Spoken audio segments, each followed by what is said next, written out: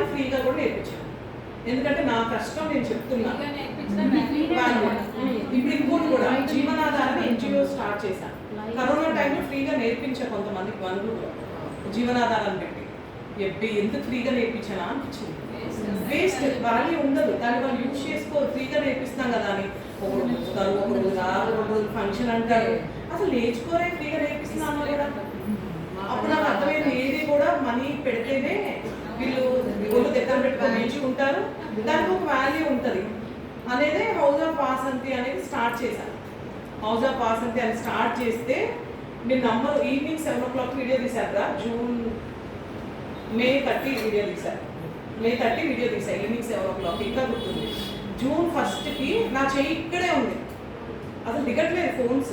ఒక 5,000 కాల్స్ వచ్చి ఉంటాయి.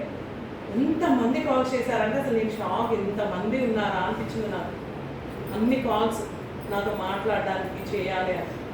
అప్పుడే అర్థమైంది ఇంకా ఓకే మనం ఇక్కడతో ఆగకూడదు, మనం ఇంకొక స్టెప్ ముందుకు వేయాలి అని. ఇప్పుడు మీరు చూడండి, ఏ రోజు కూడా నేను ఒక దాంతో సరిపెట్టుకోలేదు. బొటిక్ కానీ, ఎంబ్రాయిడరీ కానీ, మగ్గం వర్క్స్ కానీ, ఇప్పుడు క్లాసెస్ కానీ, ఎక్స్పో కానీ. ఎక్స్పో కూడా మీరు ఇప్పుడు మీ దగ్గర ఉన్నాయి. మీ స్టూడెంట్స్కి మనం హెల్ప్ చేయాలి, స్టూడెంట్స్ పెట్టుకోవాలి. ఎక్కడ కూడా నేను ఇప్పటికీ చెప్తా, చార్జ్ చేస్తాను. అదేవిధంగా సపోర్ట్ చేస్తాను. నేను ఫ్రీగా ఏది ఫ్రీగా చేయను.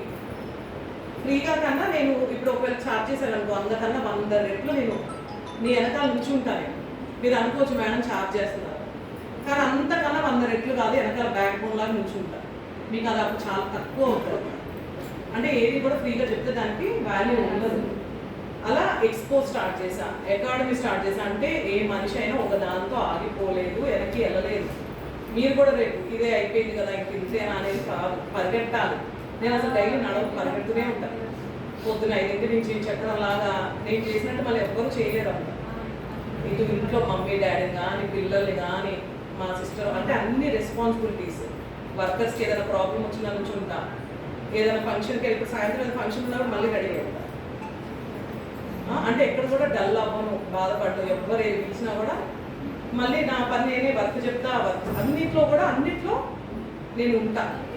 సో అలానే నా స్టూడెంట్స్ లాగా మీరు కూడా ప్రతి దాంట్లో ఉండండి. ఈరోజు అబ్బా నా వల్ల కావట్లేదు, ఇప్పుడు ఇలా క్లాస్ అయిపోయింది, నాకు నడుము నొప్పి వస్తుంది, నిద్రపోవాలని వెళ్ళి పడుకునేది.